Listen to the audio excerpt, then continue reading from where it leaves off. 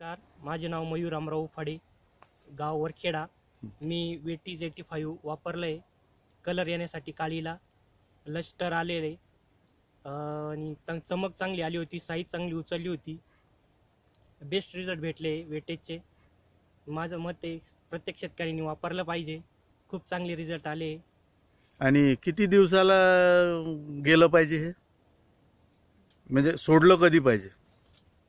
90 दिवसानंतर. 90 दिवसानंतर म्हणजे पाणी टच झालं. पाणी टच झालं. 10 दिवसात 2 वेळा गेलं तर अतिउत्तम. काळ्या जमीन. अच्छा.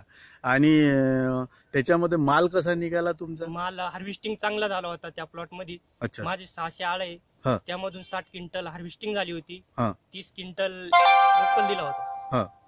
तर एकदम जबरदस्त झालं. आणि माल कसा होता? एकसारखा होता? एकसारखा माल होता. अच्छा. क्वालिटी जबरदस्त. अच्छा. आता तुम्ही ह्या सीझनला पण वापरणार? हो, वापरणार. अच्छा. आणि प्रत्येक क्रॉपला म्हणजे प्रत्येक व्हेरायटीला वापरणार ना? प्रत्येक व्हरायटी. मागच्या वर्षी किती लिटर झालं तुमचं ते? 3 लिटर झालं. आता या वर्षी सर्व प्लॉटला सोडणार तुम्ही? हो, सोड. धन्यवाद.